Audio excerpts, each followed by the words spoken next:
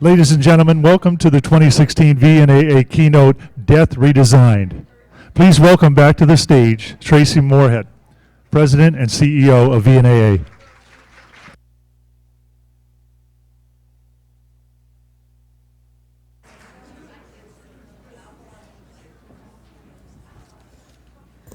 Welcome back.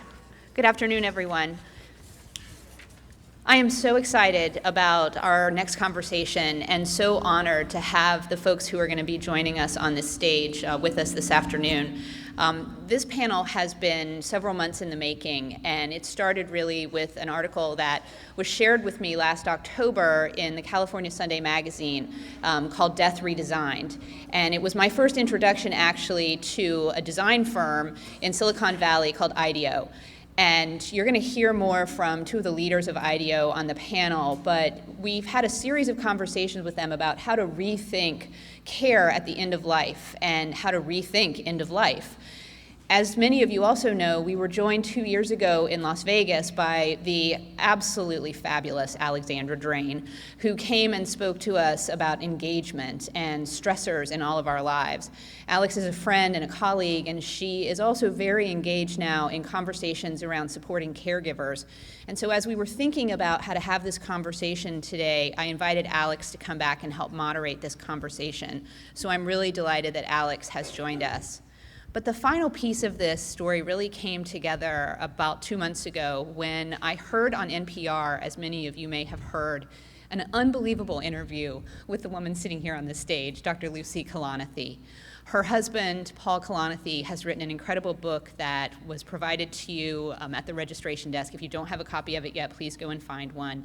And I am so honored that she has agreed to join us here today to bring her husband's voice to this conversation and to share with us some of his very powerful writings in the book, When Breath Becomes Air. Many of you may have read Dr. Kalanithi's bio, but it is every bit as impressive as was her husband's. She is an internal medicine physician at the Stanford School of Medicine. She completed her medical degree at Yale, her residency at UCSF, and a postdoc fellowship at Stanford's Clinical Excellence Research Center. In 22 months, at the end of her husband's life, she helped him write this book. They had a baby, and her entire perspective on the world and her life changed. And I'm so grateful and honored that she would be here today to share this with us. The other folks who are going to join us, I've already mentioned Grant Wedner from IDEO, Bruce MacGregor from IDEO, and Alexandra Drane. Lucy is going to read from her husband's book for us for a few minutes, and then the others will join us on stage for what I believe is going to be one of the most powerful, insightful, and outside-the-box conversations we will have heard in quite some time about end-of-life care. So thank you so much.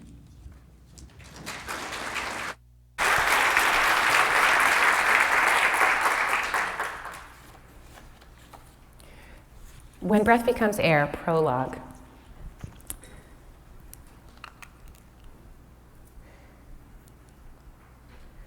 I flipped through the CT scan images. Can you hear me okay? Is that sort of echoing or okay? It's okay? I flipped through the CT scan images, the diagnosis obvious. The lungs were matted with innumerable tumors, the spine deformed, a full lobe of the liver obliterated, cancer widely disseminated. I was a neurosurgical resident entering my final year of training. Over the last 6 years, I'd examined scores of such scans on the off chance that some procedure might benefit the patient. But this scan was different. It was my own. I wasn't in the radiology suite wearing my scrubs and white coat. I was dressed in a patient's gown, tethered to an IV pole, using the computer the nurse had left in my hospital room, with my wife, Lucy, an internist, at my side. I went through each sequence again, the lung window, the bone window, the liver window, scrolling from top to bottom, left to right, front to back, just as I had been trained to do, as if I might find something that would change the diagnosis. We lay together on the hospital bed. Lucy quietly, as if reading from a script. Do you think there's any possibility it's something else? No, I said. We held each other tightly, like young lovers. In the past year, we'd both suspected but refused to believe or even discuss that a cancer was growing inside me. I had received the plastic arm bracelet all patients wear, put on the familiar light blue hospital gown, walked past the nurses I knew by name, and was checked into a room, the same room where I had seen hundreds of patients over the years. In this room, I had sat with patients and explained terminal diagnoses and complex operations. In this room, I had congratulated patients on being cured of a disease and seen their happiness at being returned to their lives. In this room, I had pronounced patients dead. I had sat in the chairs, washed my hands in the sink, scrawled instructions on the marker board, changed the calendar. I had even, in moments of utter exhaustion, longed to lie down in this bed and sleep. Now I lay there, wide awake. A young nurse, one I hadn't met, poked her head in. The doctor will be in soon. And with that, the future I had imagined, the one just about to be realized, the culmination of decades of striving, evaporated.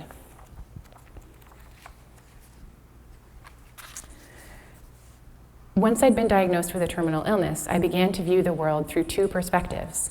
I was starting to see death as both doctor and patient. As a doctor, I knew not to declare, "Cancer is a battle I'm going to win," or ask, "Why me?" Answer, "Why not me?" While being trained as a physician and scientist had helped me process the data and accept the limits of what the data could reveal about my prognosis, it didn't help me as a patient. Nor did it tell me whether to fight for my career, to reclaim the ambitions I had single-mindedly pursued for so long, but without the surety of the time to complete them. Like my own patients, I had to face my mortality and try to understand what made my life worth living, and I needed my oncologist's help to do so. Torn between being a doctor and being a patient, delving into medical science and turning back to literature for answers, I struggled while facing my own death to rebuild my old life, or perhaps to find a new one. The bulk of my week, at first, was spent in physical therapy. I had sent nearly every one of my patients to physical therapy, and now I found myself shocked at how difficult it was.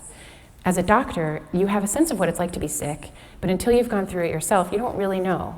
It's like falling in love or having a kid. I'd had some sense of what the patients with life-changing illnesses faced, and it was exactly those moments I'd wanted to explore with them. Shouldn't terminal illness then be the perfect gift to that young man who had wanted to understand death? What better way to understand it than to live it? But I'd had no idea how hard it would be, how much terrain I would have to explore, to map, to settle. I'd always imagined the doctor's work as something like connecting two pieces of railroad track, allowing a smooth journey for the patient. I hadn't expected the prospect of facing my own mortality to be so disorienting, so dislocating. And you don't appreciate the mounds of paperwork that come along with it, or the little things. When you get an IV placed, for example, you can actually taste the salt when they start infusing it. They tell me this happens to everybody, but even after 11 years in medicine, I had never known.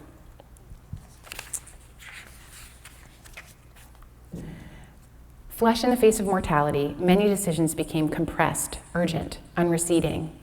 Foremost among them for us, should Lucy and I have a child?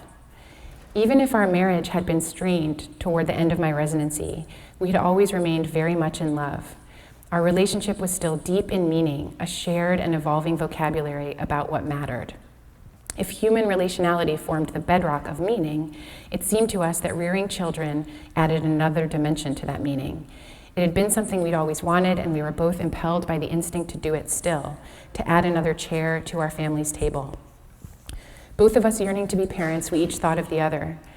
Lucy hoped I had years left, but understanding my prognosis, she felt that the choice, whether to spend my remaining time as a father, should be mine. "What are you most afraid of or sad about?" she asked me one night as we were lying in bed. "Leaving you," I told her. I knew a child would bring joy to the whole family, and I couldn't bear to picture Lucy husbandless and childless after I died, but I was adamant that the decision ultimately be hers. She would likely have to raise the child on her own after all, and to care for both of us as my illness progressed. "Will having a newborn distract from the time we have together?" she asked. "Don't you think saying goodbye to your child will make your death more painful?" "Wouldn't it be great if it did?" I said. Lucy and I both felt that life wasn't about avoiding suffering. Years ago, it had occurred to me that Darwin and Nietzsche agreed on one thing. The defining characteristic of the organism is striving. Describing life otherwise was like painting a tiger without stripes. We talked it over. Our families gave their blessing. We decided to have a child. We would carry on living instead of dying.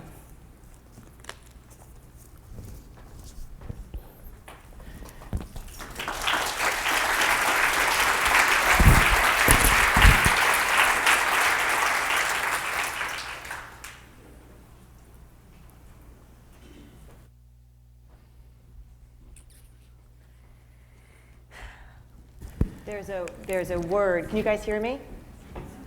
There's a word in music. I'm not a musician, but I learned this word and I think about it all the time, called sustain, which is how long a note can stay. And listening to you, I just want us to, I almost want us to just be quiet and just let the beauty of what you just read, let us have that note carry forward with us. Thank you. Thank you for sharing that with us. Thank you for your role in the book itself. Thank you for coming. So I'm so excited to be here today for a couple of reasons.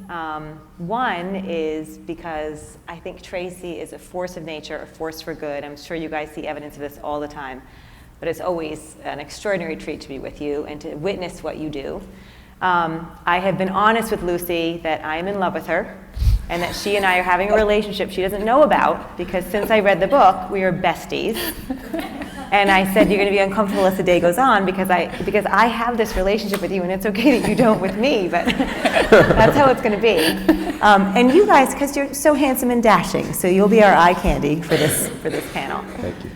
So I think it's interesting to me, when I was thinking about why I was so excited, we live in a time that is so enormously divisive. And I was so warmed at the thought of coming here today because I feel like there are at least a couple things that we can all really, really agree on. And if you can agree on something, then you can go on about doing something about it, right? Instead of just talking about stuff, complaining about stuff, you can get to the so what? So what do we do? So what do we do differently? And how do we fix this? So I wanted to share with you the three things that I think we should all be able to agree on. One is that, Lucy, you really are extraordinary, that the book was extraordinary. I think the bravery that was in that was unspeakable. Number two, that the work that all of you are doing is extraordinary. Really and truly, you are on the front lines of care. And that this particular moment in healthcare is hard because so much is changing. And I would argue maybe even somewhat harder for the space that you're in. And you all experience that on a regular basis. I have experienced it as closely as I am in the space exactly to where you guys are. And the third thing that I think that we could agree on is that as a country, we really suck at dying. We do a terrible, terrible job at it. There's a quote, it has been said that Americans receive some of the best healthcare money can buy. That's a lot of money, obviously, mind you. But they also experience some of the worst deaths in the developed world.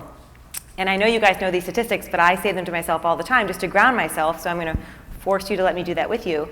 70% of people want to die at home, only 30% do. Although there is clear evidence that hospice and palliative care works, still only 30% of hospitals have a palliative care program, and only between 45 and 50% of deaths have hospice involved, and that's usually only in the very final days. And these bad deaths don't just hurt the family, don't just hurt the individual. In situations, they hurt the entire extended family. And in situations where a bad death happens, 6 months out, the caregiver is 3 times as likely to be depressed. And if you back that up, and when I say caregiver, I mean the person who's caring for the individual. And I think you guys are double caregivers. Many of you in this room are probably double caregivers, paid and unpaid. Unpaid family caregivers have twice the risk of depression, twice the risk of coming down with a chronic condition. If you're over 65 and caring for somebody, a spouse who's in an advanced care situation, you have a 63% increased risk of mortality.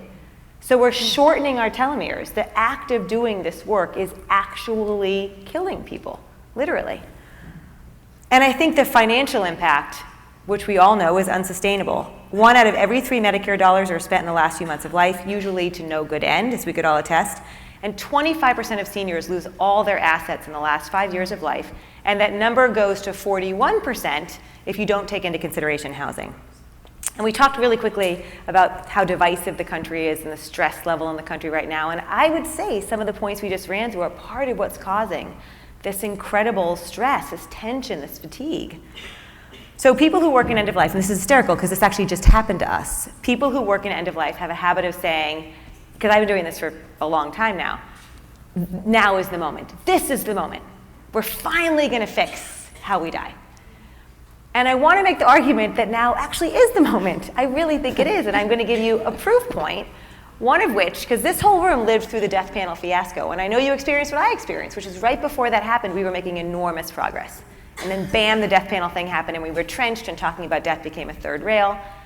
But let's remember that in January, the legislation, the proposed legislation that caused this whole brouhaha in the first place, passed, right? It passed. And I think there are a lot of other reasons for us to believe that this is a moment.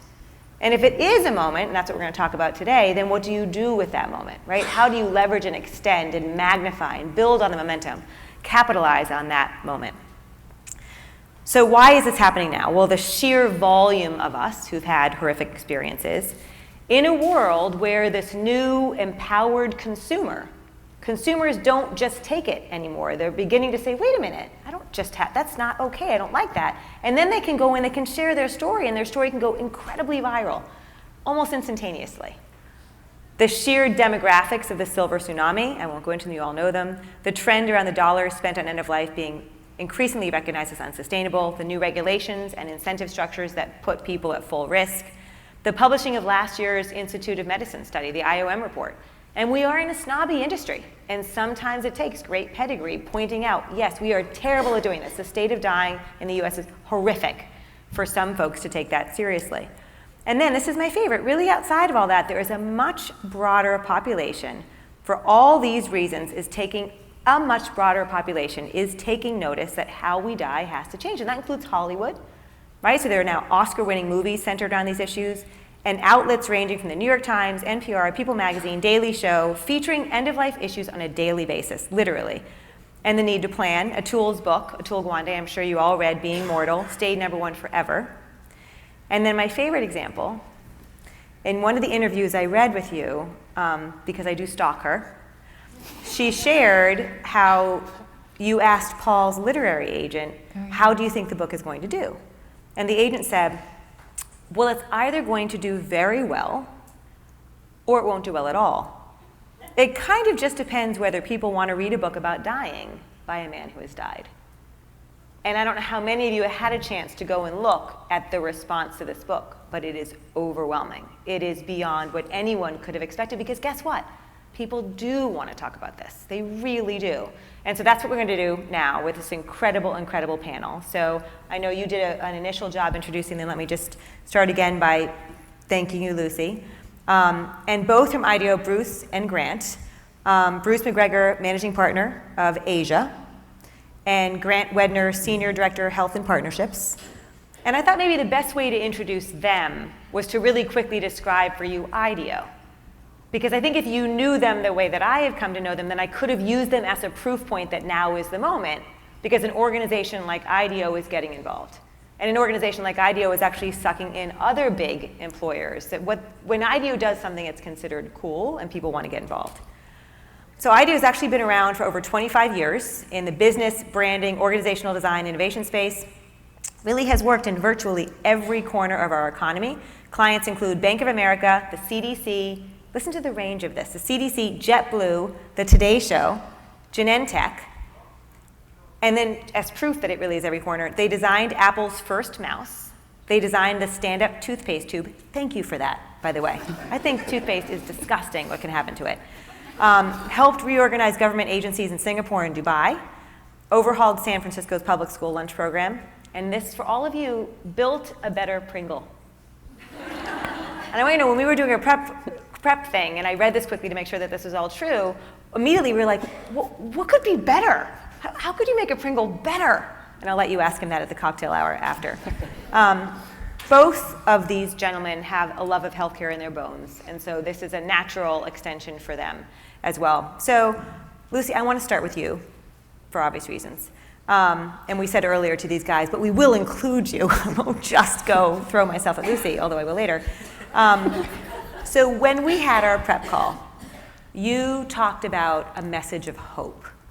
And I remember thinking then, and from then until now, and then again sitting and listening to you read, that might be surprising for some people, that having been through all this, what you've come out of it with is a message of hope. Can you share more about that with us? Sure. Yeah, I think I think about hope, especially in a medical context. If somebody's delivering bad news, let's say an oncologist and patient, you think, I want to give them hope. I want to have them retain hope. I don't want to take away hope.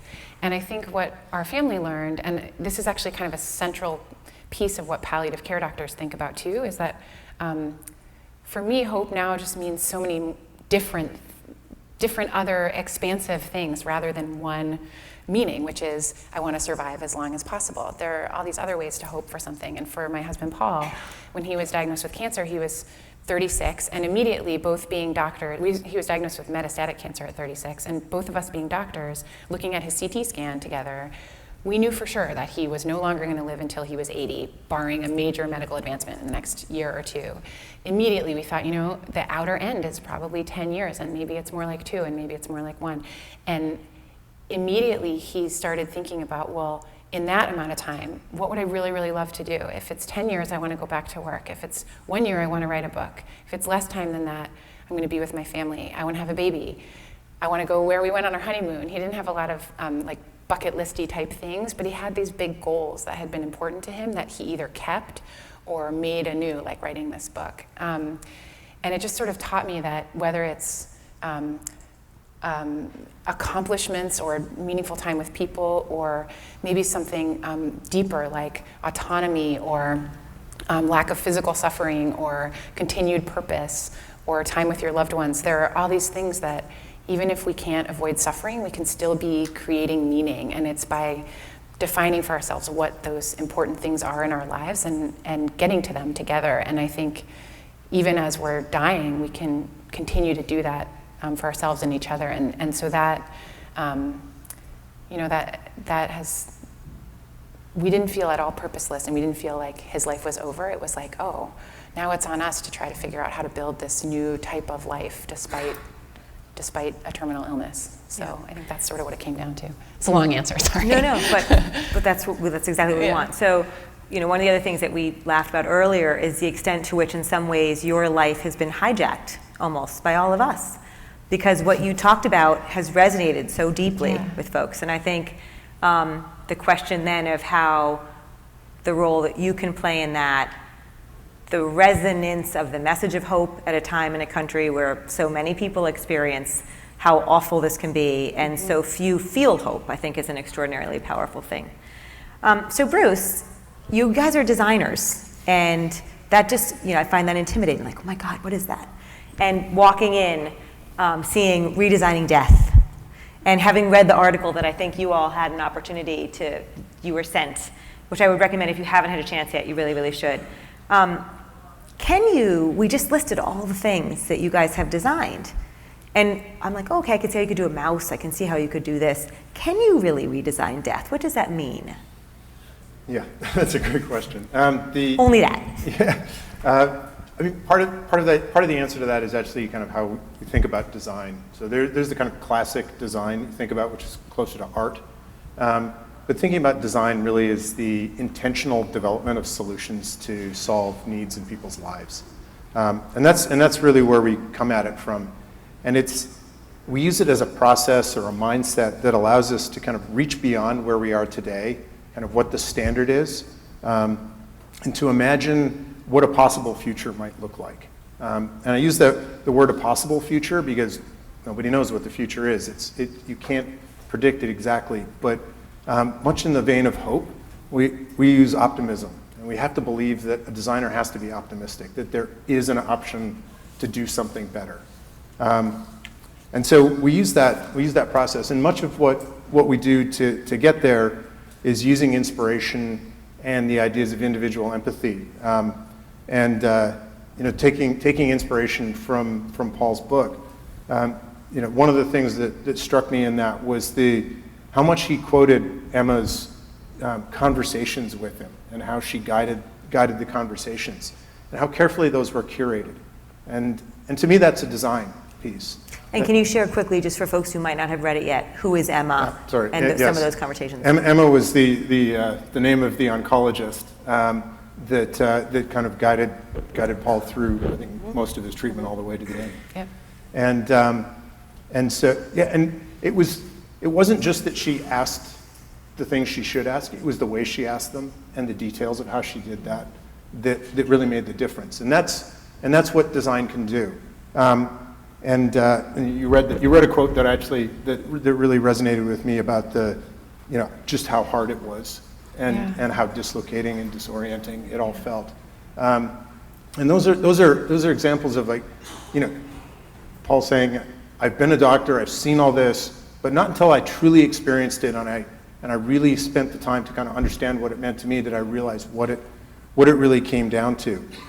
And so taking design, like, can we redesign death? I mean, death is completely unpredictable and out of our control in many ways. But can we create solutions and enablers that change the experience at the end of our life and right up until the moment that we die? Absolutely, we can do that. And I think that's really the opportunity and the challenge kind of for all of us is to see how can we think and be deliberate about these solutions that we want to create. One of the words that I think is now beginning to get very mainstream is the concept of empathy. And I have spent a lot of time in the tech world, and I can tell you that when you say in a technology environment, historically, if you said, I really want to focus on empathy, you would actually get eye rolls. A personnel shall remain nameless said to me, well, empathy is a weak skill. It's a weakness. Having empathy is a weakness. And it was really such a personal delight at that moment, that this was one of my favorite people in the world, to say back, really? Because it was actually Steve Jobs' #1 design principle. His #1 design principle was empathy. We will understand our customers' needs better than anybody else. And I think even when you try to do that, Paul's point is it's very difficult to actually do it until you've done it, right? Like until you've really, so the idea as a designer of how do you get yourself into a space where you can feel that empathy as carnally as possible. Mm-hmm. I would imagine you guys have all sorts of tricks on how you do that. Yeah, we certainly, I mean, we have lots of different applications of the process, but even at its simplest level, like, we spend our whole lives kind of living through a series of kind of iconic moments. We look at things, we go buy stuff that we don't even notice, because if we actually looked at everything all the time, we'd go crazy. There's too much information coming in for us. And so we create these little sort of paradigms that we see through. And so the first step and the easiest part of empathy is just to actually stop and say, for a period of time, because you can't do it forever, for a period of time, I'm going to stop and truly observe what's going on in this situation. What do I see? What do I feel? What are others feeling? And do that.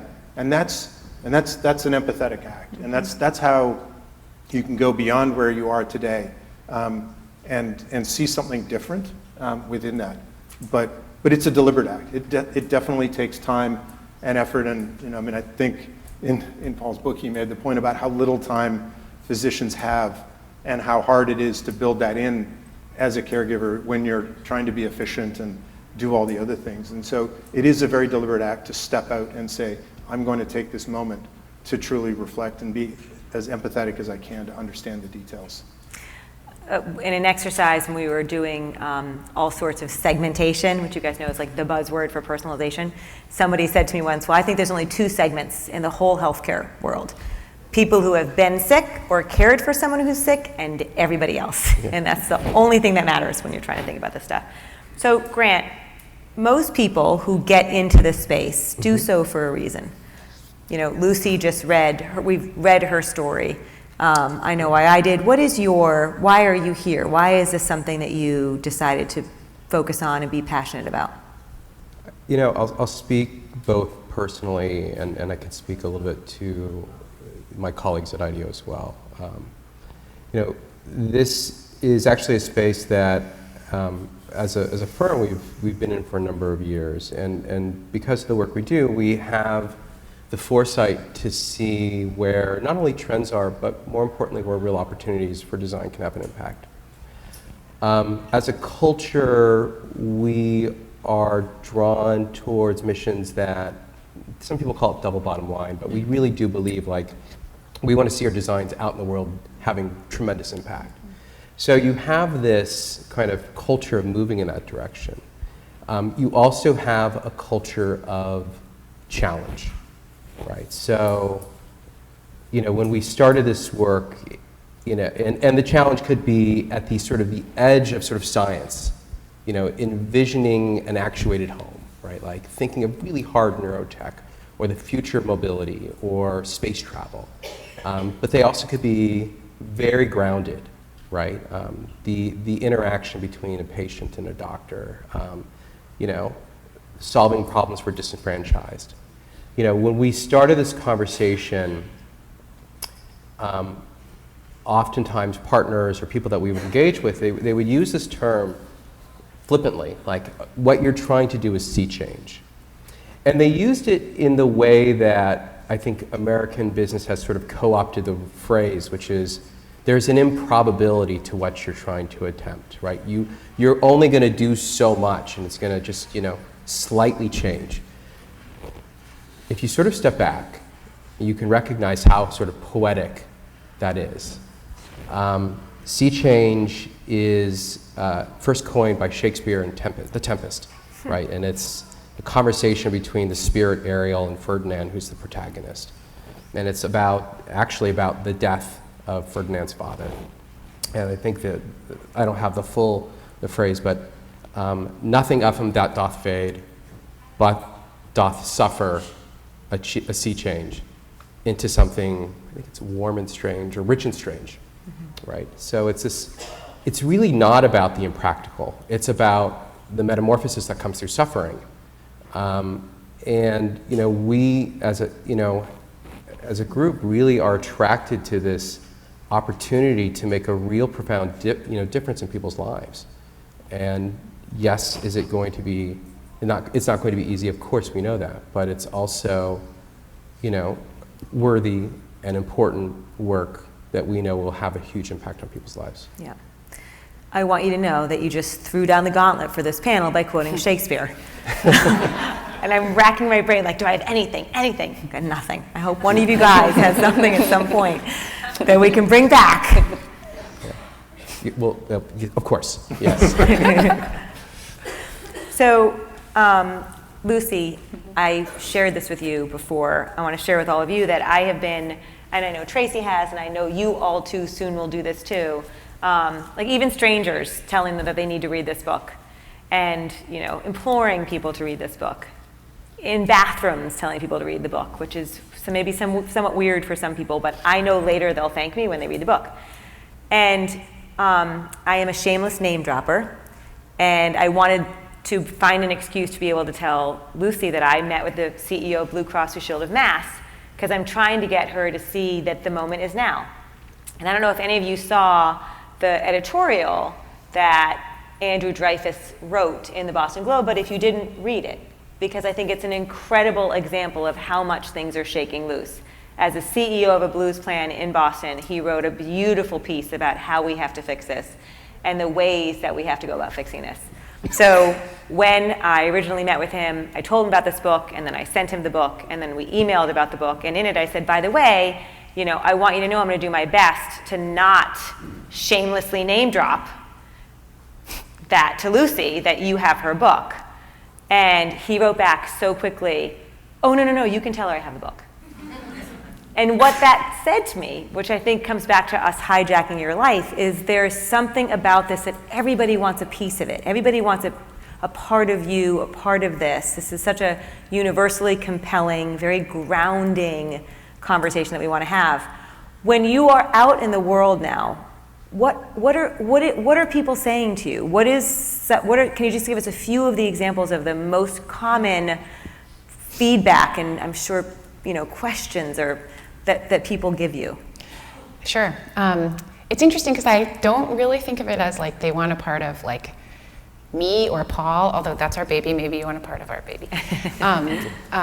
She's really cute. But it's more, I feel like it's more like people want a part of a conversation. Like that's the thing that it feels like that's so heartening. You mentioned that thing that Paul's literary agent had said, which was, well, maybe the book's going to flop because if people don't want to pick up a book about death, nobody's going to read a book about death. And it turns out it's been #1 on the New York Times bestseller list, like literally for 12 weeks. It's just like every single Wednesday I'm like, refresh. And then it's like, wow. And I think it's gonna stay there for a long time, and so is Being Mortal. And it's not an accident. I feel like people are hungry to read and then talk and then say out loud, death and suffering are part of our lives, and they are gonna happen, they're part of the deal, they're the cost of the ticket. Like, we can help each other, or we can abandon each other, and I think people are saying, like, let's come together around this, and not only can we, we can help each other make meaning, and we can really do a better job. And I think everybody's feels like we're wanting to name it, and we're wanting to say that out loud. And I think it's happening within healthcare and outside of healthcare, and that's sort of interesting to see too, because I think it's a conversation that in order to work in either place, like, it needs to happen in both, and I think that's happening. So people are saying to me, this helped me understand how to make a difficult choice when I felt like I only had bad choices, or like I couldn't be cured, but what are all the other things I can control? Or this helped me accept something that's happening to me or my family, or this helped me be able to say something out loud that I was worried to say out loud before. But I think that's not, I don't think that's all the book. I think it's like the book hit a spot, like right when there's that energy that's everywhere. Yeah. I hope. When you're, I don't yet have teenage kids, but I understand that one of the ways to get them to talk is you get them in a car, because then you're both looking forward, yes, and then you can have these conversations that you wouldn't otherwise have. And I think often to have hard conversations, we're looking for excuses to get started. Yeah. And the book is an excuse to get started, Yeah. right? And do you find that people feel the need to tell you their story, or folks coming and saying what happened to them often? Yeah, happily. I mean, I've been getting letters at work, and it's been interesting because there's the other part, which is about grief and bereavement, and people being afraid to, not sure how to help somebody, or afraid they're going to say something wrong. And for me personally, there's a conversation about, like, people being willing to talk to me about what happened and let me talk, or sharing what they learned and what they went through, including through illness and death, and then also through grief and bereavement. So I've actually loved hearing from people that I never would have otherwise met or known about. But it is sort of like this lonely thing that also is incredibly universal, and so connecting over it is really healing, I think. Yeah. I think there's also beginning to be awareness when we talk about end of life or advanced illness or the advanced care spectrum, that it doesn't end with death. That in fact there is this whole next phase. And you and I talked quickly before that sometimes what can be so hard about losing someone, especially young, is not only have you lost them in terms of they've died, but my experience with losing my sister-in-law was, and then nobody knew how to talk about her, and so they stopped talking about her. And I think in situations where you can help people know that it's okay, and here's an example of the honor you can give by telling a story and keeping them alive, I think is an extraordinary. Right, and then there's that thing that you said before, which was there's this really positive piece of remembering somebody, and you almost have an ongoing relationship with your feelings about that person. But then at the same time, you'd mentioned that, if the end of somebody's life is sort of a crash and burn situation that's unexpected, and you maybe have regrets about it, there's real actual trauma and PTSD and depression that can come out of that. So there's this set of survivors and loved ones who are really affected by somebody's loss, and it can be really, sad and beautiful, and also really painful in all these ways that we actually can control. Amongst all this that we can't control. Yeah. So one of the, quick caveat that we will turn over to you all a mic to ask questions. So be thinking as we're going stuff that you would like to ask, and we'll leave at least 15, 20 minutes to do that at the end. One of the ways that I've come to understand, and I'm curious to hear this from you, about the IDEO process, the design process, which is very foreign, I don't have a lot of experience in it, is that if you were trying to design a product, let's say for the cleansing industry, that most people would think that the way that you would design it is you would get a focus group of average people, and you'd see what average people do. And the way that it was described to me is that instead you would go find like the obsessive compulsive person who's washing their hands all the time, and you'd find, you know, the hoarding, messy, whatever the Linus, the Charlie Brown with flies going around their head, and then you would look for the commonality across both of those things. Have you guys begun to do any explorations around an exercise like that in the end-of-life space? And can you share with us, if you have, any perspectives on what are the deep similarities across this space? Sure. Yes, maybe a couple of things. I mean, one that I guess we haven't done it yet, we're in the process of going to it, is there's an event or a study being done in the Isle of Man right now on the use of psychedelic mushrooms to give people the experience of kind of what it might be like to get to the end of their life. And through that psychedelic experience, there have been studies that show that, you know, it really reduces their fear of dying. It gives them a sense of what's coming and how they can think about it and plan for it. And so that's a pretty extreme place. That's not going to be the average person's experience, I don't think, but maybe 40 years ago it was, but that was different. So that's kind of going out there and seeing like what's happening right at the very edge of where people are looking for that.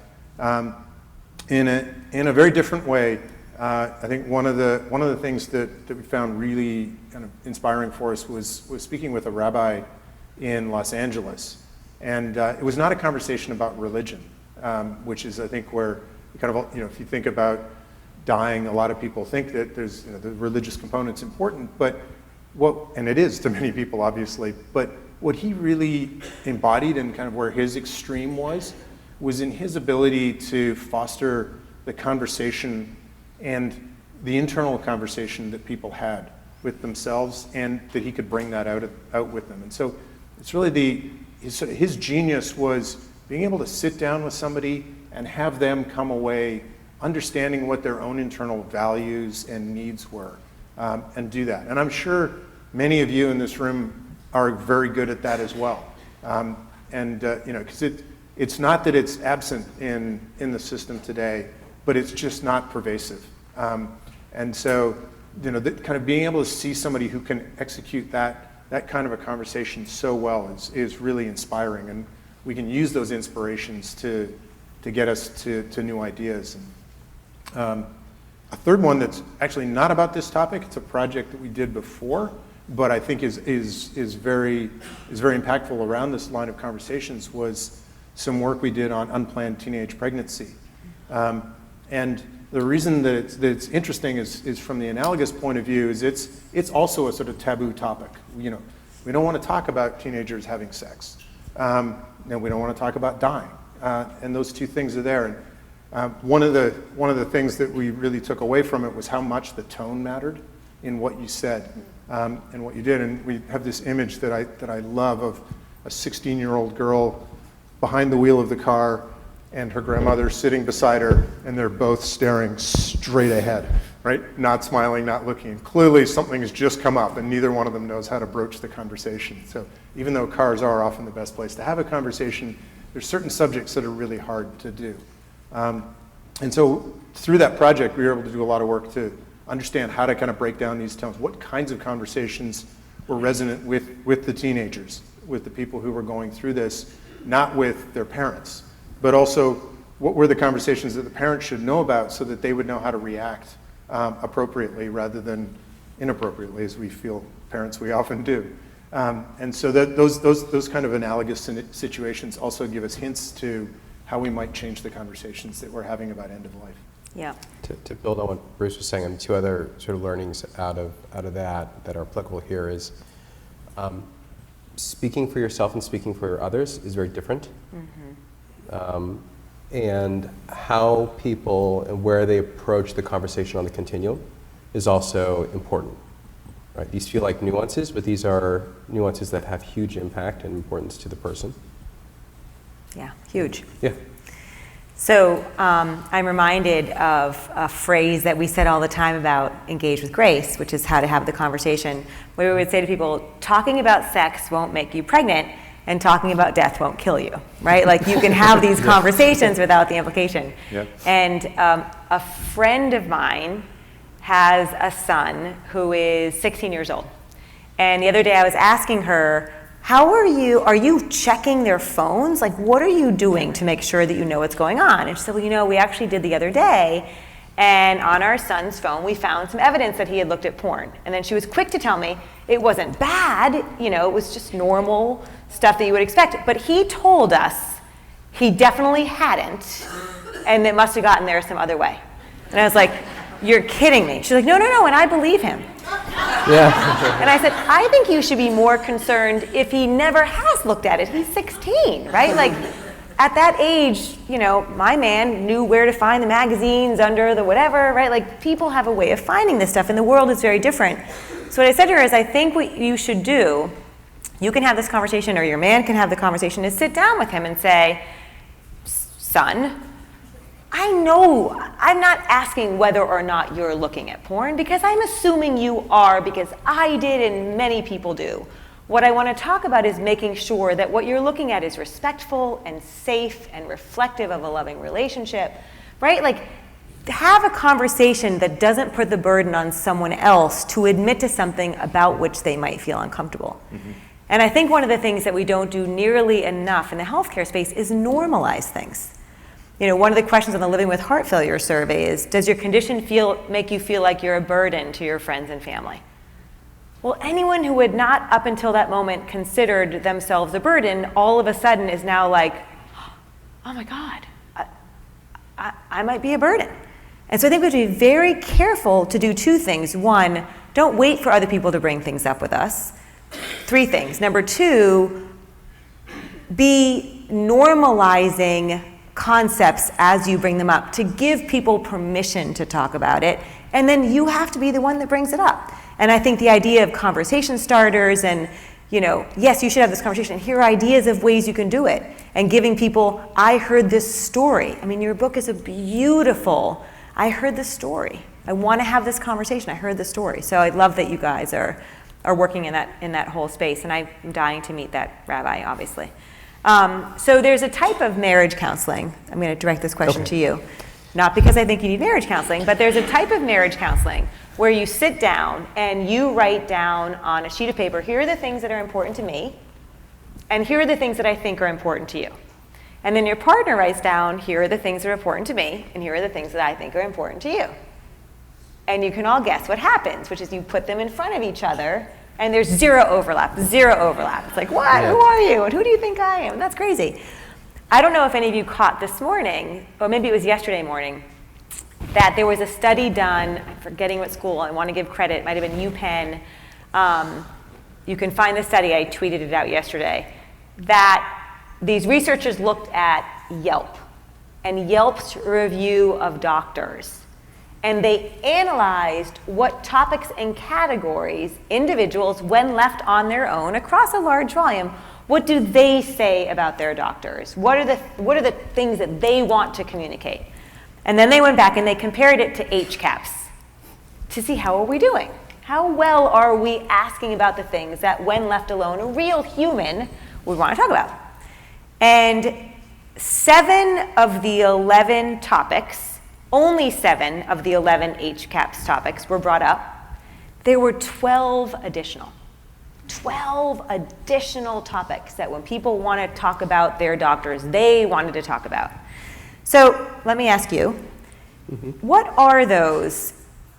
What would that be in end of life? And do you have a gut sense from the work that you've done so far and with your perspective, and I know some of the work that you've done and it's incredible, what are we missing that people really want to talk about or would really want to get measured or would really want to be able to share about, whether it's end of life specifically, healthcare at large, your choice?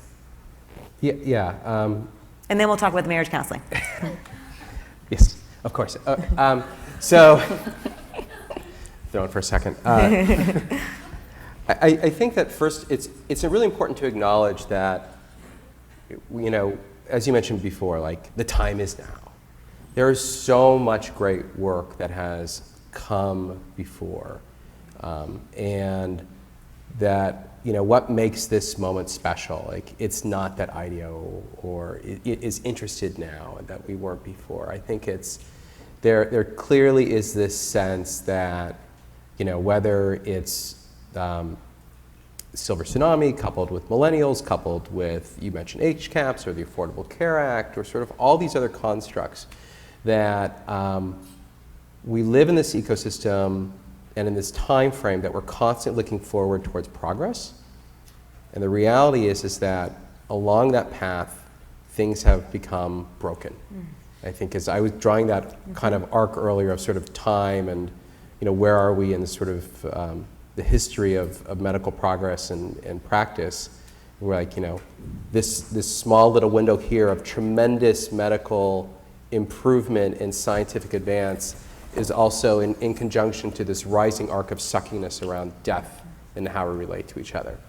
And I do believe that in the companies that we're seeing coming into the space now, just the amount of startups that are entering into the space, it's pretty tremendous, and it's indicating that people do feel more empowered to take control and feel more ownership around conversations. And while it's gradual, it is moving towards really difficult conversations. I think that what they lack is often they lack the construct, they lack the shared vocabulary or dialogue of how to make it happen, right? So for us, when we start a project, we spend a lot of time just in what we'll call, like, you know, looking back at prior research or prior work, really beginning to understand and pull the richness out of what came before to iterate and build and make it better, hopefully by huge leaps. So there is in our research, obviously, a lot of inclination towards a desire that is disjointed from the capability. And now we're looking at, and we have, I think, identified a number of areas, especially around patient experience, family conversations, and what we'll call the doctor-patient conversations, where there are real, what we'll call first-step opportunities. And these shouldn't come to anyone's surprise, but how do you then go about building programs that not only are empathetic, but really resonate with people, that they gravitate towards and they continue to move forward and make a movement? Well, and you talked before, you know, when we're thinking about metrics, kindness. How about kindness? Yeah. We were in our earlier conversation, just sort of some of the trends we're seeing. We had a major national leader in the healthcare system in our country had come to us, and they were so outstanding at clinical outcomes. They were so great at medical care. They were the top of their game in most every sort of report and HEDIS score. And what they couldn't do is they couldn't relate to their community. And things, whether even it's Yelp scores or however you want to measure it, we started talking to them about, well, what if the quotient that we should measure success against was kindness as an organization? And we, K to the Q, right? Like, this is the new template towards which we're going to measure medical institutions, that your ability to deliver against your mission and to deliver kindness and care through that prism was the new standard. And not only for this institution, but then making that part of U.S. News and Report. Like, we want all of our peer organizations to hold themselves up to the same mirror as well. Yeah. One of the things that we had the great fortune of having a couple conversations in preparation for this, and I think the quote that you read and what you just brought up about each of us have different personalities, right? So you can be a patient and you're a doctor and you get to see things from these different perspectives. And I think certainly when I think about your role and the different perspectives that you guys have on that, you're both a human yourself, and then you're a designer as well, and you're bringing that with you. Whenever, by the way, you say things like, and I invite you guys to play this game with me, because they can't say who they're working with. National leader, major national leader, top of their game. I'm like, oh, who is it? And I invite all of us to try and figure out who it is and get him to admit to us later who it is, because that's just like a fun game that we could play. And I do think there are things that we can be learning that have come in the past and from time, which is an extraordinary point that you made, that we probably all have our own family stories about it. So, Lucy, one of the things that I think is so appropriately and finally getting a lot of press is just how unhappy a lot of physicians are. And by extension, we have to imagine the rest of the care team. Only 6% of physicians would rate themselves as happy. I think a full 50% would not recommend, they wouldn't go into the job again if they had to choose it. And this is a very important one. Physicians right now, and maybe by extension the whole care team, twice the rate of suicide. That's an incredible and horrifying and terrifying indictment. And one of the things that I was thinking about as I was thinking of the great honor of having the chance to ask you some questions, you are a doctor and you are a patient and you have been a caregiver and you have seen much more than most your age would have seen, and with your perspective. Do you think that there's a role that how horribly we're doing in end of life is playing in the real suffering that we're seeing these care teams experience?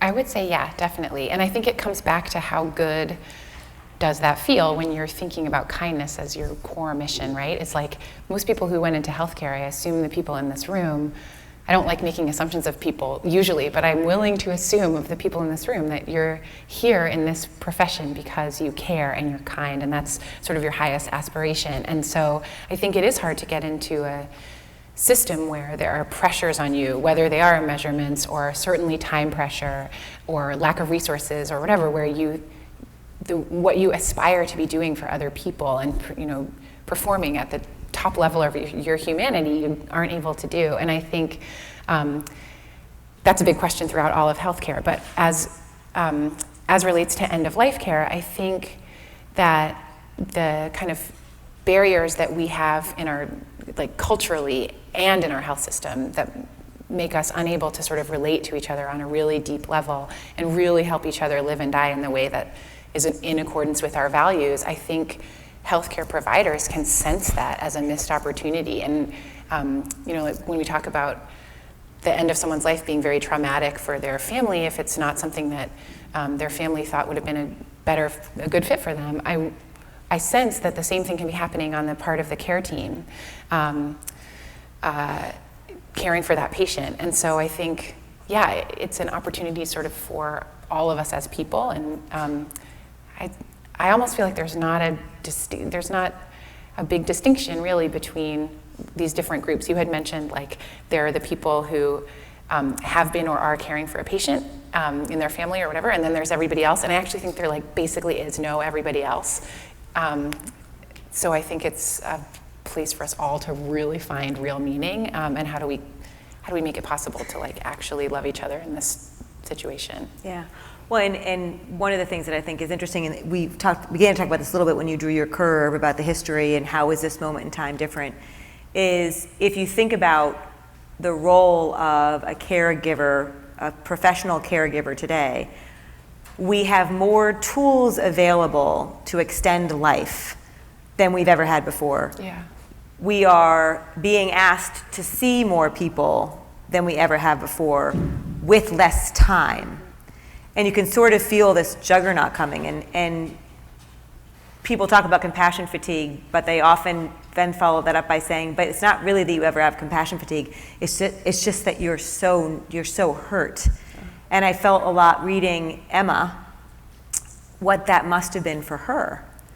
And I think it's also can be especially hard when the person who is diagnosed is young, because there's an injustice sort of to it that you think through.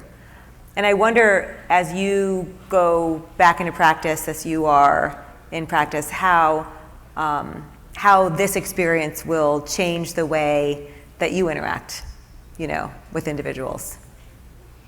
I think it sort of remains to be seen. I mean, I'm entering back into practice now, and it's hard in a way. I'm still in the space where my experience within healthcare helped our family navigate through healthcare, and now I'm coming back into the situation of, okay, how do I take this personal experience and then help myself grow as a physician too? And so I don't know if I have the full answer to that, but I'm hopeful. Yeah. Well, and this gets back to what does design do, right? It is a learning process over time. So Bruce, your customers are often trendsetters, which is why I'm always so curious to hear who you guys are working with. And as you have been walking out amongst these folks and bringing up the concept of end of life and advanced care and getting folks say, come and play with this with us, come and do this with us, how are people reacting? And do you think we're anywhere closer to a place where we can start, in a consumer-driven world, how we do end of life, you would think would be something people would hold up, and maybe we'd even eventually begin marketing ourselves as an organization, because we do it better. We help you go through this incredibly important thing better. What is the vibe that you're getting back from the, you work with the bleeding edge, and how are they responding? Yeah, honestly, there's a mix in the response. So, I think there's a tremendous response going on, with the success of your book and Atul's book and so on. This kind of rising consciousness out in the world that is really driving people to kind of start to think about this. It's also kind of held back in some ways by this sense of the standard. And I think this is particularly true kind of across healthcare, and is complicated at the end of life because we're not even actually sure what the standard is. But there's this sense of I have to get it right. And that's, if you feel like you have to get it right and you don't even know what right is, it's very paralyzing. And so that's holding things, that's one factor that holds things back. Certainly the other factor is that, the comment from the publisher of, I don't know if people want to read about dying. Turns out they actually do want to hear about this a lot. That hasn't reached as far into some of the funding, although with the new legislation, hopefully we're going to see some movement there. But that's also the other aspect of this, and knowing all of you are running a business as much as you are providing care, and that's important because if you can't make it a successful business, you can't continue to provide the care that you want to. And so it has to be okay to run this as a business and feel like, part of my job is to provide great care. Part of it is to make money so that I can survive and continue to provide great care. It's the kind of sustainability side of any operation. And so those factors come together and they make it very hard for people to start to take the first step. Because you're literally stepping off into the unknown. You may have an idea of what the future could be, but you can't prove it. And so it gets hard to justify. There's uncertainties that come with that, and those are the things that hold you back. The one thing that I think you see in people who are trend-setting and are really kind of moving forward that I think is interesting is this concept of mastery. And Dan Pink described this in his book. And he said the first step of mastery is to admit that you'll never get there. And then the next step is to figure out how to continuously improve yourself along the way. And so it's an asymptotic journey that never reaches perfection because the point of mastery is that you're always looking for a way to do it better. And there's a path that you kind of go on within that's there, and it's a different expectation than a lot of what society puts on us, which is often about, again, hitting the standard. We learned that in grade school. You got a gold star when you were 5. You got a B when you were in middle school. All these different kind of concrete measures that we throw at people that tell them what the right answer. It's all about getting to the right answer rather than kind of the exploration of how do I make it better. And so I think that's a kind of core ingredient within that, and it's the thing that ultimately drives the system to change. Is when you have enough people striving for these opportunities to set the trend to kind of create the new space. Both, and again, very importantly, and you brought this up, Alex, the idea both for your patients and for you as the caregivers, right? That the system cannot work the way we want it to work if you're not allowed to work in the way you want to work, and can find that sense of mastery, that intrinsic motivation that makes it feel that you're achieving, you're kind of constantly growing as you're going through it. I don't know if this, I'm not going to quote this exactly accurately, but there have been a lot of folks talking recently about how if you look at how much money we spend in the US versus the quality of care, other countries just crush us. And one of the reasons that is most often cited is because other countries are doing a lot more out in the community, in homes, with humans, which is the work that you guys do. Yeah. And the reason I hang on every word to your answer is because there is such honor and dignity in your work. And it has not yet, in the traditional model, been paid for the way it should be, respected the way it should be. And when we begin to market a good death, and when there becomes transparency around exactly what you shepherd families through on a regular basis, it will revolutionize our industry. So as quickly as you can get these folks to start taking this very seriously and recognizing that this is where life is, and there is no greater gift you can give a community, a family, an individual than helping people do this well. So go forth and conquer. You began to bring up a topic that we talked about that I think is incredibly important, which is the financial aspect of end of life. And I'm going to throw this out. Really, I'll put you on the hot seat first, but for anybody who wants to take a stab at this, I'll just go back quickly to, 25% of seniors lose all their assets in the last 5 years of life because of advanced care. That's 41% if you don't take into consideration housing. There's another statistic, which is if you are caring for an aging parent and you are over 50, or caring for somebody, I think is the statistic, you will lose $300,000 of income. What's happening, if you think about this, is we are gutting, this is happening right now. We are gutting a whole generation. That is when you have saved your whole life to pass on money for your grandkids to go to college, and it's gone. And I will add, it's gone for a death. 70% of people want to die at home, only 30% do. You guys see this play out all the time. It's gone for a death that you wouldn't have wanted, and it's gutting us. And I understand it might take a while for a managed care organization to begin to have this conversation. But for all of us, for us as family members, we've got to start bringing this up. Because I can't tell you the number of times I hear stories from people where the mom who saved her whole life in order to pass on this nest egg is horrified to learn it's gone and that she never had the chance to make a choice because actually she didn't like the care she got anyway and would have chosen left if someone had given her the chance to make an informed choice. You guys do a good job designing or beginning the process of making things feasible, achievable. How do we as a culture normalize, we have to talk about the financial aspects of this, and not just for the patient and the patient's family, but for the physicians and the care teams and the care systems. It has implications across everything. There's a few things you mentioned earlier, like, IDEO has touched a lot of stuff. There are certain things that we don't touch or we don't touch often. Policy is, and sort of legislation is one of those areas. We look to create change through design and by putting things out in the world. A good direct corollary here is we were asked by the government of Singapore and the Ministry of Health to really rethink how healthcare was delivered. And we've had this opportunity a few times. I was pausing for a second, just figuring out what I can say.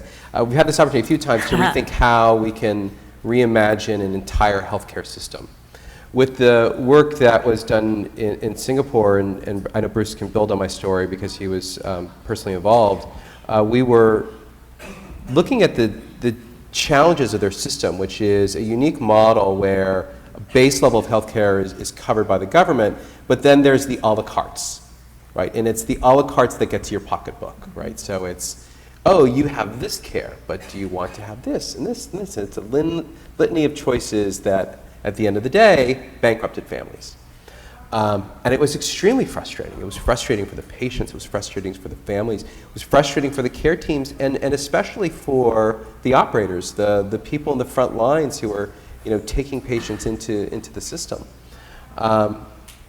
The simple tool, and perhaps it's best that you start with simplicity, was a very easy transparency tool that was literally a page, a screen that was shared, so that as they made choices, the financial implications of their choices as they were being admitted to the hospital became readily available to them. It's like, oh, this is going to cost me $10,000 US.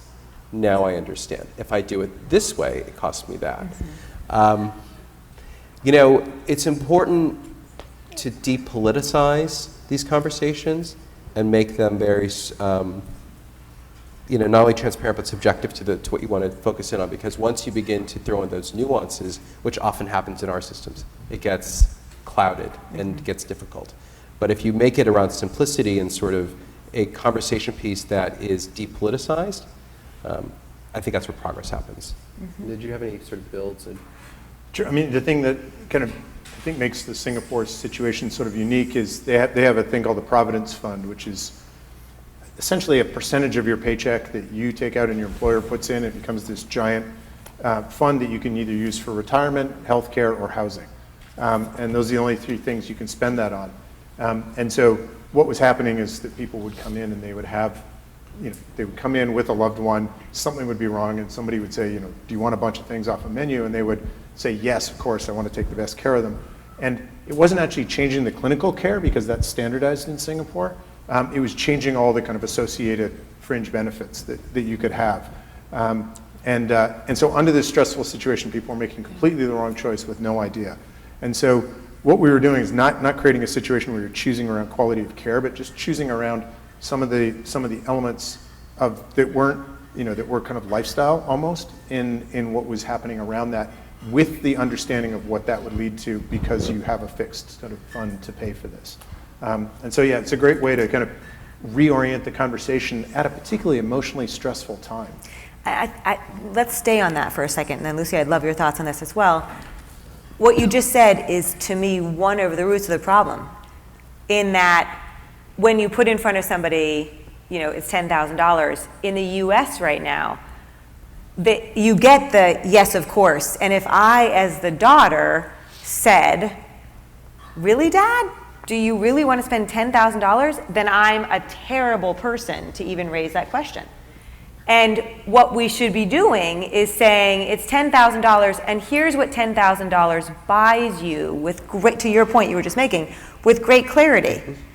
Maybe a month of this kind of existence, or this amount of this kind of existence, until we can bring, to me, we can't have the cost conversation in a vacuum. We have to have the cost conversation, because people will just be awkward around it. We have to have it with and what do you want? And it is, and with families being given permission to talk about, making some hard choices.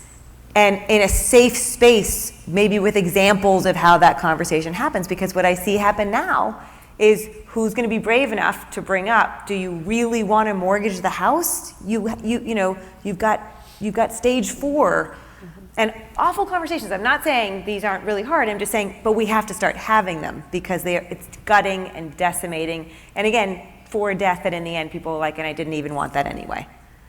Is this something that you've seen talked about at all, or do you have any hope that you have hope? Please give us hope.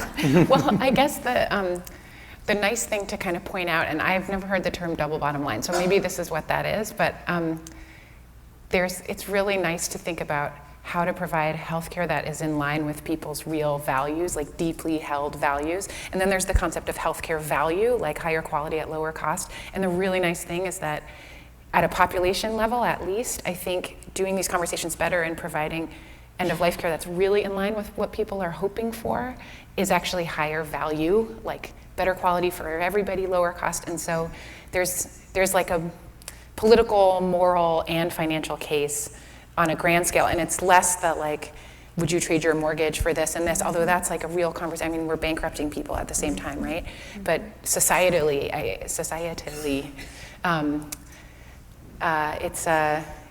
it's kind of a nice place to be. There aren't that many places in health. Maybe there are. It's like, but this is one of them. That's like, oh, thank goodness. Like, what a great sort of really aligned case. I think to it's actually make. one of the greatest examples there is. Yeah. Right? Let's just go back to 70% of people want to die at home, only 30% do. If all you did was make sure that that 70% got to go home and the 30%, absolutely, you would create enormous savings and an enormous commensurate increase in quality of life as directed and defined by the individuals. Yeah. Two of the things that struck me in both Atul's book and Paul's book were two things they both focused in on was oftentimes when we talk about the process around end of life, we start with constructs. And those constructs could be legal and framework. They could be sort of the financial tools of the family. They could be around advanced directives, living wills, or maybe they're clinical constructs about sort of the path of care that we're going to follow and sort of these are the steps we're going to take. What I loved in both, I think Emma and Atul pointed out was the conversation, starting the conversation around hopes and fears, right? Like, if you start the conversation with the construct, you're going to end up at a very different place. If you start the conversation, if you humanize the conversation, and let's say, what is it you want to accomplish in the next 6 months, 3 months, however long you want to put the time frame around, then that changes the path of the constructs. The constructs are just tools. They're not places to start. But somehow we've kind of fallen back on them. Then they become the framework with which we operate. And I think that the dialogue of the conversation, I think, is something that we're all speaking to, which we think is what people are hungry for. Agree. I agree. There's a sort of funny example in this. I guess imagine having the conversation with people that said, how would all of you feel about buying your parents a 5-year cruise? They're going to go out on a boat and they're going to see the world and they're going to live on this cruise ship for 5 years and just kind of that's going to be their retirement. And most people would feel a little uncomfortable about that. Seems there's other things I should be spending my money on and so on. But I mean, it does turn out that cruise ships actually have a sort of 2 to 3 to 1 caregiver to inmate-patient ratio, and they do have medical staff on board and all the facilities, and they provide experiences for people to really kind of enjoy life, and it's cheaper than a lot of assisted living. So that's your competition in many ways. I mean, but I mean, it does, thinking about kind of it redirecting to what are my values, what are my needs, what am I looking for, and it may turn out that that's actually more in line with the situation, but it also sparks the question of thinking about the financial implications of this. I agree. You're thinking about nobody would think of 5 years of cruising as a financially viable alternative to as a birthday present for your parents kind of thing, but they will people are spending more than that taking care of their parents. Well, and it's a great example of a conversation starter, if nothing else, to be able to go home and say, I just want us to think about everything. Let me give you an example of everything. Everything includes this, and this is not actually, if you think about it, totally unreasonable, right? It's a great way to get people outside of the box and thinking about this stuff, which I think is huge. Yeah. So I want to do a lightning round, because so we're about to turn it over to you guys. It's a lightning round question, which means only one question. Coming back to our theme of us as professionals and us as humans, whatever version, but we are in this place where we have multiple selves. How we want today to be about this whole event, action. What do we go do differently? Let's not admire problems. Let's go put those problems out of business. This is an extraordinary room of professionals and humans. What would be your ask of them from you as a human, and what would be your ask of them from you as a professional? And it doesn't matter if they're the same thing. It'd be interesting if it wasn't. And whoever wants to go first can go first. Or I'll pick somebody. Bruce. Okay, sure. Yeah, I think mine kind of run together. Sort of thinking as a human, just finding the moments and the time to connect with people individually, which I know many of you do already, and so just keep doing that. I mean, I think that's incredibly valuable. As a professional, It's the request that you look for that optimism, that opportunity to stretch and learn and grow, kind of in all the different places that we can do that. And particularly in this conversation, I think around finding flexibility in the system versus absolutes. And then I think maybe as like a really simple assignment, think about how you organize a dinner party and everything from inviting people to the conversations you have, and think about how somebody enters into the clinical environment, and wonder why it's so hard for people to have a conversation in a clinical environment compared to having a dinner party conversation. So that's an empathy exercise to try out. I love that. I know you're looking away because you don't want to be next. Sure. But Lucy's my favorite, so she gets to go last. All right, fair enough. So VNAA to me, it's interesting. In the Valley, we get to work with a lot of nascent companies, new ideas, and people that are just sort of coming in and just maybe the technology doesn't even exist yet to deliver against them. What I find so fascinating and exciting about VNAA is has the history that it's no longer nascent, but it's ascendant. Like when we think about, and we have a lot of conversations about sort of like new models of care, and we're seeing trends that are happening out there that you are all well aware of. Healthcare is no longer committed to a clinical setting. It's happening in workspaces. It's happening in Walmarts. The concept, it's happening on your laptop in telemedicine. I mean, there's so many sort of technical advances that refocus the importance of the visiting nurse as a sort of standard cornerstone of delivery of care. So I think that it is, history repeats itself, and once again, VNAA is nascent and is in a position where the type of impact married with where sort of technology and models are going is extremely powerful. My personal ask is, and this is something you can act on right now. I mean, if you're interested in what we're talking about, find me afterwards, give me your business card. We want to have the conversation. We are designers with a small d. We need, partners with a big P to take what we collaboratively work together and put it out into the world, and we can't do it alone. And describe for people who are dorky like me, who don't get what is small versus large, capitalization versus non-capitalization. If you're a designer with a small d, what is that? Yeah, I think it's to what Bruce mentioned earlier, which is that people often put design on this pedestal, and we think of design as taking a hammer to a wall, right? Like we are out in the world to make and to build and to prototype and to see things happen, and that's what I mean. And you're not precious about that. There's nothing precious about coming to visit IDEO. It's, in fact, our founder had often said, like, I want to be able to take a hammer into this wall, and that's okay because we're going to design something around it. Yeah, love that. I think my ask would be to recognize your or our real ability to influence the narratives of whole families through taking care of patients and their families. And I think we're talking today about how to do that in terms of saying things out loud or approaching fears and hopes rather than, care pathways as a start or whatever it might be. And then I think the personal ask is for us to all be doing that same thing in our own families by having these important conversations and saying things out loud in our own homes. Yeah, I love that. So I think that there is a mic that's wandering around. Is that true? And we have our first question.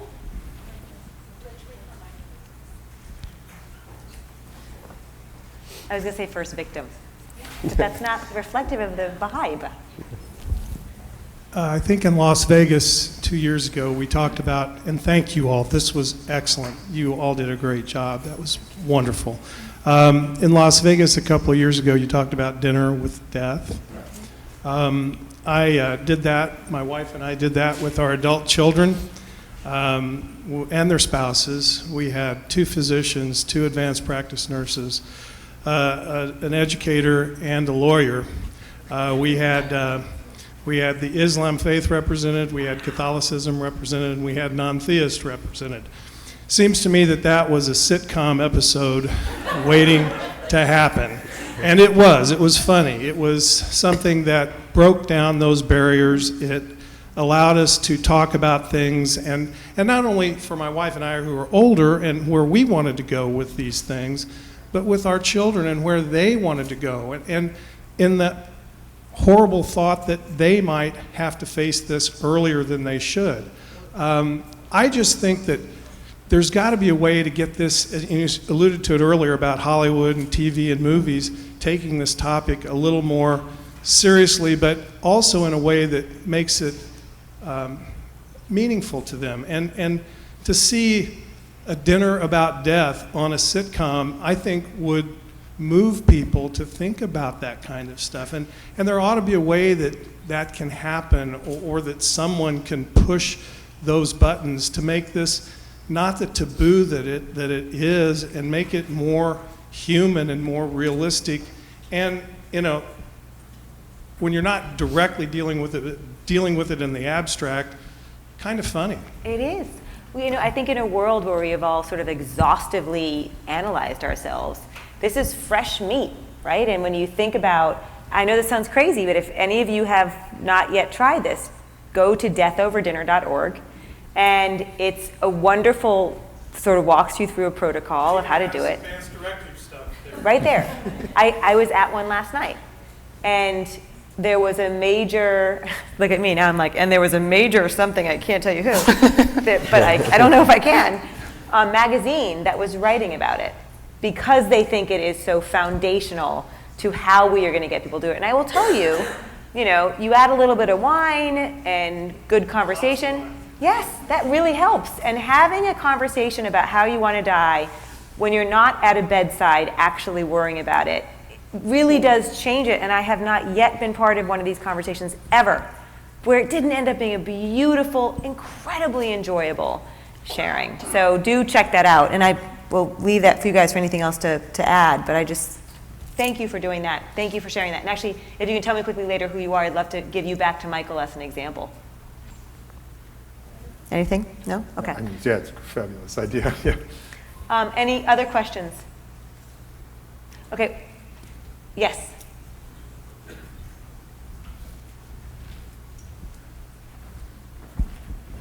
Hi, I'm surprised that the question or the comment about our medical schools and their training, you know, your statistics about physicians and how many are, you know, would have chosen a different profession. When you take the cream of the crop, people who have been super competitive their whole lives, have been in that position, then they go to medical school and they're trained to what? You know, top of their game is to cure people, to fix them. Right. And so how do we get them to also add in kindness, that's part of the equation? Until that happens, they're going to continue to try to fix people, pin hips with 92-year-old women, pinning their hips. For what reason? I mean, that is the elephant in the room. Yeah. Yeah, I mean, I think definitely that, you know, the kind of helping people understand that, and these conversations that can get there is an element that's going to, you know, start to inform that conversation. But I mean, I also think within the healthcare system, things need to change. Sort of one of the physicians that I work with, he was saying that the big advance they had at their medical school was that the school provided money so they could take a taxi home, because too many of the residents got into car accidents on the way home. And you know, the irony of that statement is, you know, 5 minutes ago you were responsible for somebody's life, and now we don't trust you to drive home. In fact, we don't trust you. We know you're not capable of driving home, like possibly, right? And so a system that puts that much pressure on you doesn't leave time for kindness. And so it has to come in and recognize that some of these qualitative elements are as important as the quantitative measures that we put in place. So it's not just about how many patients per hour can I see, or how many hours a week can I squeeze out of a physician. You know, these can't be the only things. They have to be, you know, what are the patient's stories? What are the doctor's stories? How do they live their lives? You and that has to become part of the design, right? I mean, it's embarrassing as a designer to think that there's a medical system that put us in this, that we designed ourselves into this situation. So the question is, how do we design ourselves out, right? And it has to come through a whole series of steps at all levels, from patients. And though I have to bring up the old sales adage, you get what you measure. Yeah. You get what you measure. I've never seen behavior change faster than when you say, this is what we're measuring. And I don't know if any of you guys know this, but Beth Israel, deaconess, a Harvard teaching hospital in Boston, just recently declared a lack of respect is a never event. And they're going to back that up with the way that they review and the way that they report and the way that they compensate and the way that they celebrate.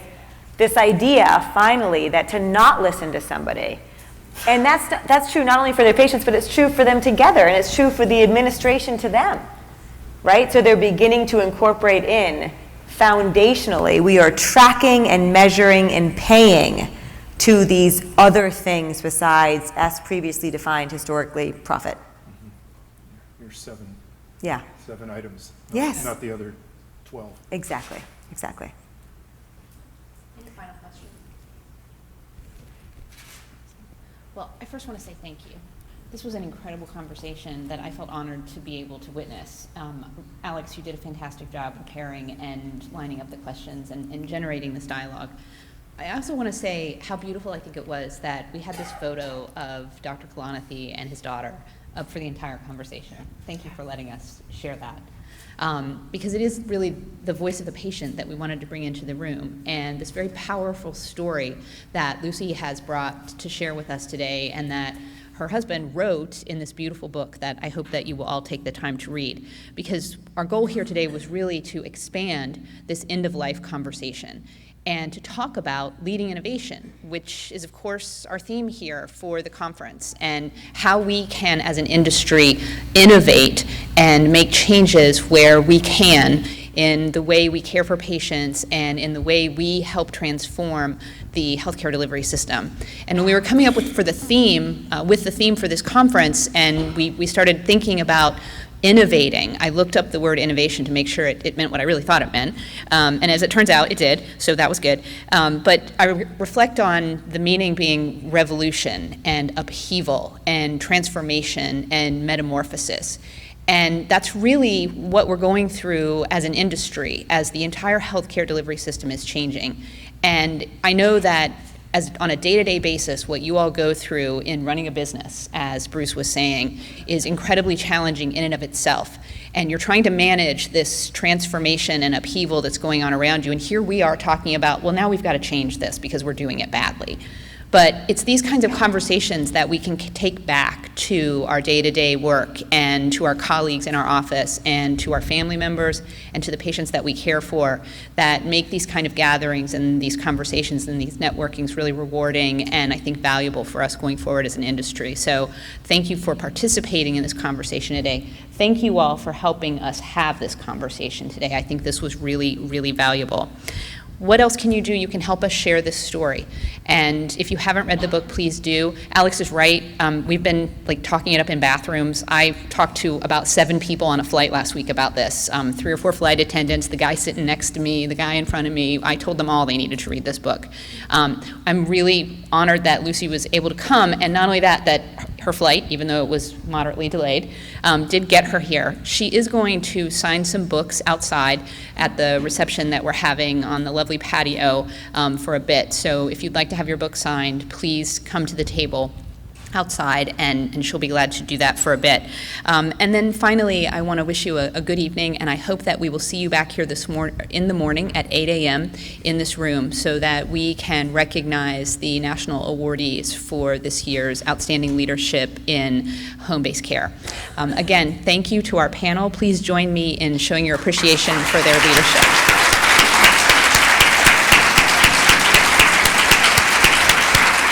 And we'll see you outside for a cocktail. Thank you.